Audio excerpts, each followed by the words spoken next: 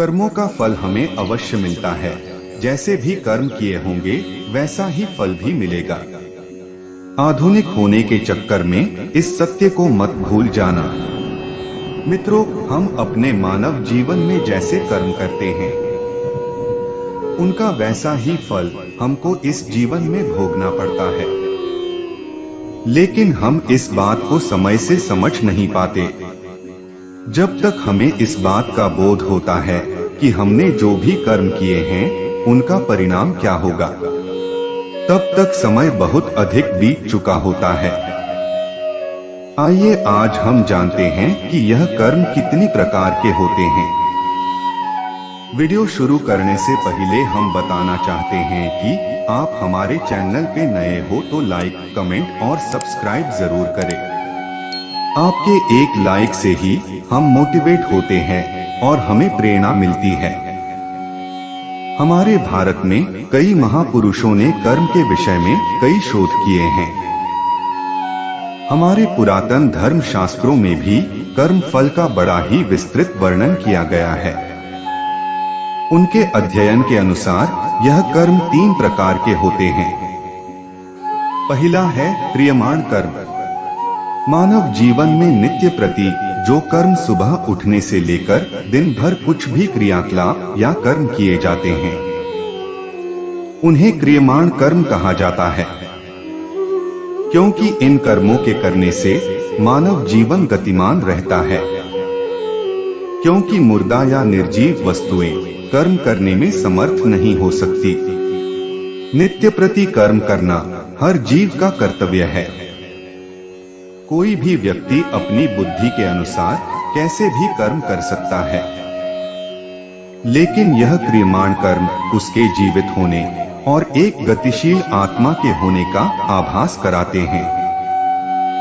इस प्रकार से किए जाने वाले नित्य कर्मों का फल अधिकांश साथ साथ ही प्राप्त हो जाता है। जैसे यदि आप भोजन को ग्रहण कर लेंगे तो आपकी भूख स्वतः ही शांत हो जाएगी।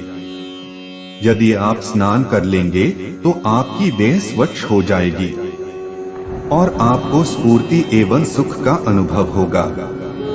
इन कर्मों को करने के लिए आपको कोई अतिरिक्त शक्ति का उपयोग नहीं करना पड़ता। जैसे कि दिन भर की थकान के बाद आपको निद्रा अपने आप ही आ जाएगी। आपकी थकान के उतर जाने पर आप स्वयं ही उठ जाएंगे।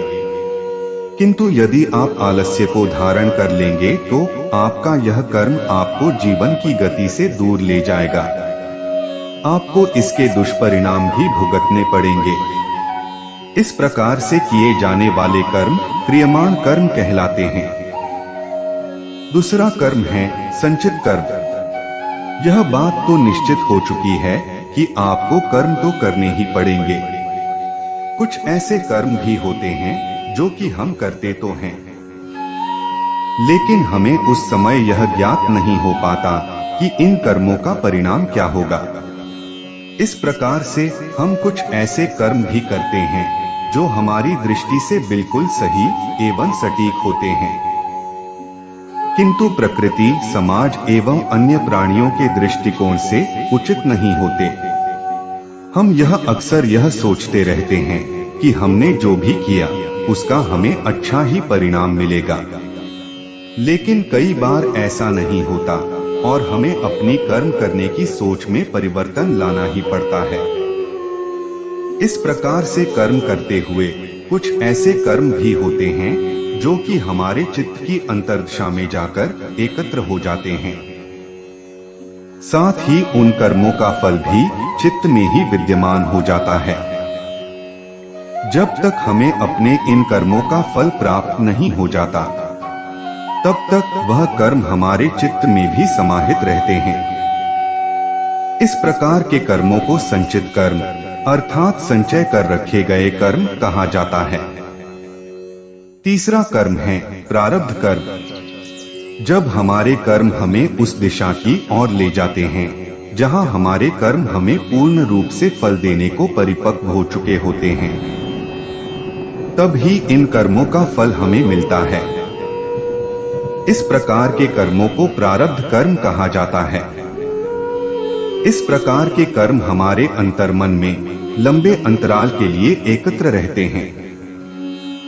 यह कर्म कई दिन, कई माह, कई वर्षों तक अर्थात 15 साल, 30 साल, 50 साल, 100 साल या कई जन्मों, जब तक एक देह में एक आत्मा का वास है, तब तक भी हमारे भीतर ही विद्यमान रह सकते हैं।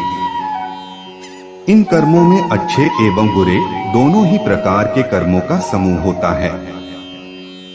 जिस प्रकार से हम अपने दैनिक जीवन में एक ही दिन में कई प्रकार के कर्म कर लेते हैं, जिनमें से कुछ कर्म हमारे संचित कर्मों में समाहित होकर अनंत काल के लिए विलीन हो जाते हैं।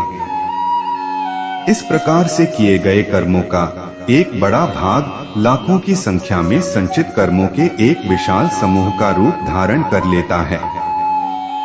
इस तरह से यदि हम विचार करें तो पाएंगे कि हम अपने एक मानव जीवन में लाखों संचित कर्मों को एकत्रित कर लेते हैं।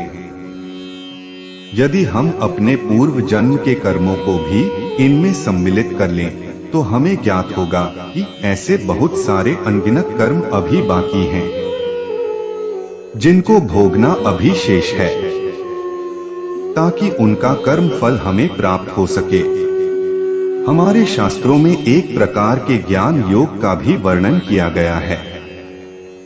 जैसे ही मनुष्य साधना शैली के द्वारा इस ज्ञान योग को सिद्ध कर लेता है, उसी समय उसके जीवन में से प्रारब्ध कर्म समाप्त हो जाते हैं और ऐसा आभास होता है कि वर्षों तक अंधकार में कैद रहने के बाद एक प्रकाशमय दीपक की रोशनी से जीवन जगमग सा हो उठा है। ऐसे कर्मों को आध्यात्मिक व्याकरण भाषा में प्रारब्ध कर्म कहा जाता है। मित्रों, अपने इस वीडियो के द्वारा हमने आपके सामने कर्मफल के सिद्धांत एवं कर्मों के प्रकार के विषय में कुछ जानकारी प्रस्तुत की है। भगवान श्री कृष्ण जी ने भी श्रीमद् भागवत गीता में कहा है कि कर्मण्येवाधिकारस्ते मा फलेषु कदाचन माँ कर्मफल हेतुर्भूर्मा ते संगोस्त्व कर्मणि। अर्थात हे मनुष्य, तू फल की चिंता कर्म बिना किए जा, तुझे तेरे किए हुए कर्मों का फल अवश्य ही प्राप्त होगा। यदि आप भी इस विषय में अपने विचार देना चाहते हैं तो कमेंट बॉक्स में अवश्य लिखें। आपको वीडियो अच्छा लगा होगा और आप हमारे चैनल पे नए हो तो लाइक, कमेंट और सब्सक्राइब जरूर करें। आपके एक लाइक से ही हम मोटिवेट होते हैं और हमें प्रेरणा मिलती है।